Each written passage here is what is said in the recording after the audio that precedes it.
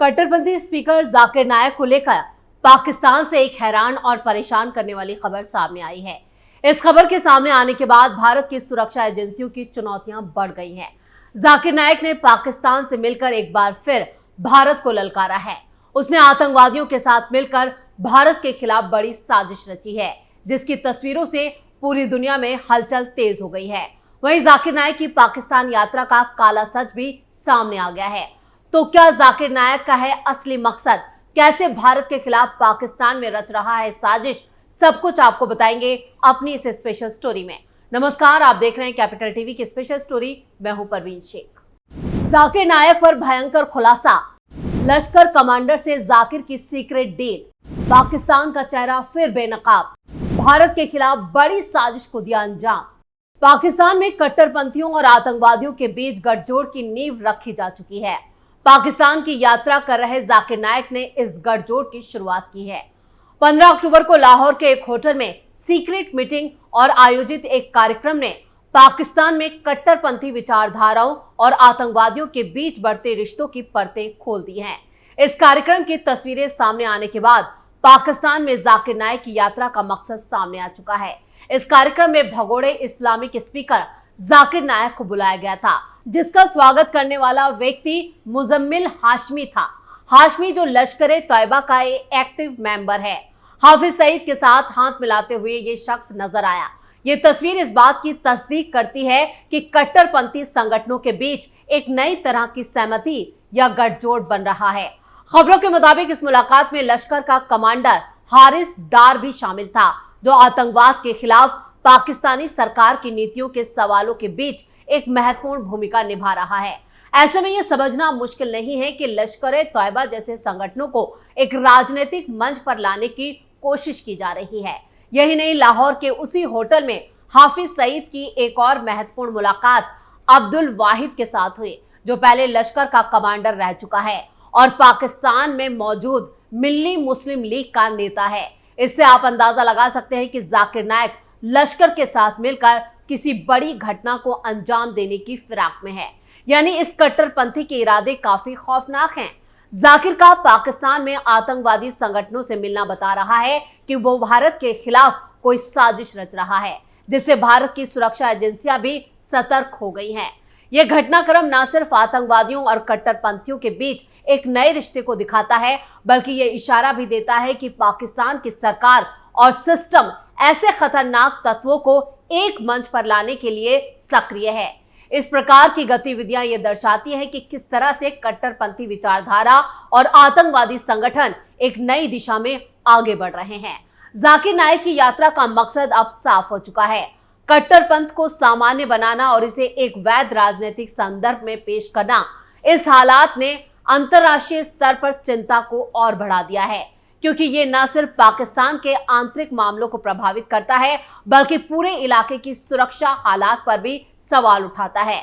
ऐसे वक्त में जब वैश्विक आतंकवाद के खिलाफ जंग जारी है, पाकिस्तान का ये कदम निश्चित रूप से चिंता को बढ़ाने वाला है। ऐसे में ये देखना महत्वपूर्ण होगा कि क्या अंतर्राष्ट्रीय समुदाय इस प्रकार के गठजोड़ों के खिलाफ ठोस कदम उठाएगा या नहीं। लेकिन भारत की सुरक्षा एजेंसियों ने अभी से अपनी तैयारियों को पुख्ता करना शुरू कर दिया है। इधर एनएसए डोभाल ने भी सभी सुरक्षा एजेंसियों को अलर्ट रहने का आदेश दिया है। यानी भारत का भगोड़ा जाकिर नायक अब पाकिस्तान के साथ मिलकर आतंकी साजिशों को अंजाम देने की फिराक में जुटा है। मलेशिया में 8 सालों से रह रहा है जाकिर। कैसी लाइफ जी रहा है जाकिर नायक? भारत को प्रत्यर्पण क्यों नहीं? भगोड़ा जाकिर नायक इन दिनों पाकिस्तान में है। हालांकि पाकिस्तान में वो जो कुछ बोल रहा है, उसको लेकर लोग उसे गालियां दे रहे हैं। पाक के लोग हूट कर रहे हैं, निशाने पर ले रहे हैं। पाकिस्तान में कॉलेज की छात्राओं से लेकर महिलाएं तक उनकी बातों से चिढ़ चुकी हैं। कई पाकिस्तानी पत्रकार, प्रोफेसर और बुद्धिजीवी अपनी सरकार पर सवाल उठा रहे हैं कि ऐसे शख्स को पाकिस्तान सरकार ने क्यों मेहमान बनाया है, क्यों उसके लिए रेड कारपेट बिछाया गया। जाकिर नायक 30 सितंबर को पाकिस्तान पहुंचा था और इस महीने के आखिरी हफ्ते तक उसका वहां कई कार्यक्रमों में शामिल होने का प्रोग्राम है। लेकिन यह पक्का लग रहा है कि जाकिर का यह दौरा वहां काफी विवादास्पद रहने वाला है। वैसे क्या आपको मालूम है कि जाकिर नायक भारत से भागने के बाद किस देश में रह रहा है? हालांकि भारत में वो वांटेड है। जाकिर नायक भारत में मोस्ट वांटेड की लिस्ट में शामिल है। वो भारत से भागने के बाद मलेशिया की राजधानी कुआलालंपुर में रह रहा है। जाकिर नायक वहां शानदार लग्जरी फ्लैट में रहता है, असरदार सर्कल में लोगों से मिलता जुलता है, वहां बड़े धार्मिक कार्यक्रमों में चीफ गेस्ट बनता है। मलेशिया में सत्ता पर काबिज पार्टी से उसके बहुत अच्छे रिश्ते हैं। मलेशिया के पूर्व प्रधानमंत्री महातिर मोहम्मद ने उसे खास तौर पर अपने देश में पनाह ही नहीं दी, बल्कि बढ़िया फ्लैट भी रहने को दिया। हालांकि मलेशिया में उसके रहने पर आवाजें जरूर उठती रही हैं। जाकिर नायक 2016 में तब मलेशिया पहुंचा था जब ढाका में एक कैफे में आतंकवादी हमले के बाद 29 लोगों की जान चली गई थी। जांच में यह बात सामने आई कि आतंकवादियों में कई जाकिर नायक से प्रभावित थे। उसकी बातों की असर में आकर आतंक की राह पर चल पड़े। तब भारत सरकार सक्रिय हो गई। जब 24 जुलाई 2016 को ढाका में हमले हुए तब जाकिर नायक विदेश में था। उसके बाद वो वापस भारत ही नहीं लौटा बल्कि मलेशिया चला गया, जहां से उसे हाथों हाथ लिया गया। मलेशिया मुस्लिम देश है। मलेशिया के कई बड़े मुस्लिम धार्मिक संगठनों के अलावा शीर्ष नेताओं से जाकिर के रिश्ते काफी बढ़िया बताए जाते हैं। परमानेंट रेजिडेंट का दर्जा। मलेशिया ने जाकिर को सिर्फ शरण ही नहीं दी बल्कि आनन फानन में उसे परमानेंट रेजिडेंट का दर्जा भी दे दिया, यानी वो जब चाहे तब तक मलेशिया में रह सकता है। जाकिर अब मलेशिया की राजधानी कुआलालंपुर में शानदार तरीके से जिंदगी जी रहा है। उसके साथ उसका परिवार भी वहां रह रहा है। अगर जाकिर नायक के ऑफिशियल फैन पेज पर लगातार पोस्ट होने वाली तस्वीरों की बात करें तो ये साफ है कि नायक कुआलालंपुर के पॉश इलाके के सुविधा संपन्न अपार्टमेंट में रह रहा है और उसका यह फ्लैट आरामदायक और काफी बड़ा है। इसकी बालकनी से शहर का बड़ा हिस्सा नजर आता है। बताया जाता है कि वो अपार्टमेंट में खासी सुरक्षा के बीच रहता है। मलेशिया के पीएम से है खास रिश्ते।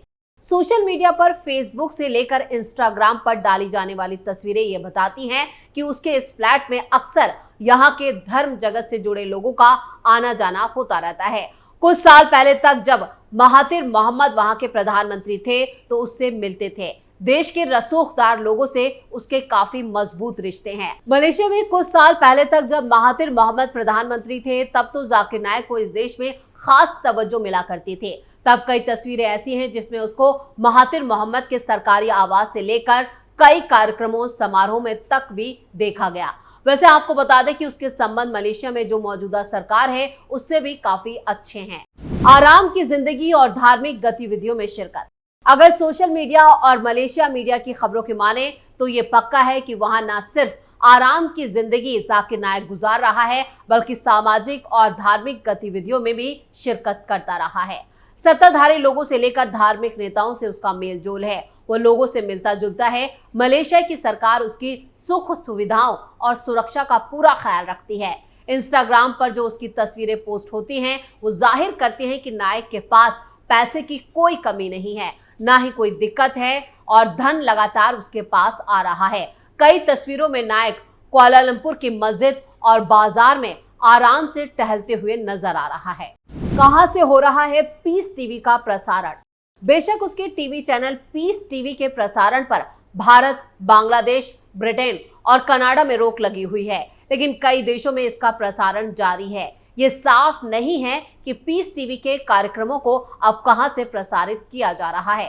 पीस टीवी की वेबसाइट में बताया गया है कि इस टीवी के कार्यक्रमों का प्रसारण 125 देशों में हो रहा है। हालांकि इस साइट में कहीं इसके ऑफिस का पता नहीं है। उसकी भारत की प्रॉपर्टी का क्या हुआ? डॉक्टर की पढ़ाई कर चुके जाकिर नायक पर आरोप है कि वो भाषणों के जरिए युवा लोगों को भड़काता है। भारत में नायक की मुंबई में मौजूद 5 संपत्तियां जब्त की जा चुकी हैं, जिसकी कीमत करीब 100 करोड़ के आसपास है। उस पर यहाँ कई मामले दर्ज किए गए हैं, जिसमें मनी लॉन्ड्रिंग का मामला भी शामिल है। अगर उसकी संपत्तियां विदेश में भी हों तो ये कोई हैरानगी की बात नहीं होनी चाहिए। क्या वो मलेशिया से प्रत्यार्पित होगा? भारत सरकार कई बार मलेशिया से मांग कर चुकी है कि नायक को प्रत्यार्पित कर दिया जाए, लेकिन अब तक ये नहीं हो पाया है। मलेशिया के पूर्व प्रधानमंत्री महातिर मोहम्मद ने तो कभी उसको भारत को प्रत्यार्पित करने में बिल्कुल भी दिलचस्पी नहीं ली, क्योंकि महातिर से उसके संबंध बहुत अच्छे बताए जाते थे। अब मौजूदा मलेशियाई प्रधानमंत्री अनवर इब्राहिम ने संकेत दिया है कि उनकी सरकार भारत के प्रत्यर्पण अनुरोध पर विचार करने के लिए तैयार है। लेकिन सिर्फ तभी जब यहाँ पर जो विश्वसनीय सबूत उन्हें उपलब्ध कराए जाए। उन्होंने इस बात पर जोर दिया कि जब तक नायक मलेशिया में सुरक्षा के लिए खतरा पैदा नहीं करता या समस्याएं पैदा नहीं करता, तब तक इस मामले को शांत रहने दिया जा सकता है। मलेशिया के प्रधानमंत्री अनवर इब्राहिम ने भारत में 3 दिनों की राजकीय यात्रा पर नई दिल्ली आए थे और उनकी दिल्ली में भारतीय प्रधानमंत्री नरेंद्र मोदी से मुलाकात हुई थी। इस मुलाकात के दौरान दोनों पक्षों ने अपने संबंधों को व्यापक रणनीतिक साझेदारी के स्तर पर बढ़ाने का फैसला किया। इस दौरे में भी अनवर इब्राहिम ने कहा कि अगर भारत सरकार उनको पुख्ता सबूत देती है तो हम जरूर जाकिर नायक के प्रत्यर्पण पर विचार करेंगे। भारत में किन मामलों में है वांटेड? जाकिर नायक पर मनी लॉन्ड्रिंग से लेकर नफरत भरे भाषणों के जरिए चरमपंथ भड़काने के आरोप हैं। भारत में वो मोस्ट वांटेड है।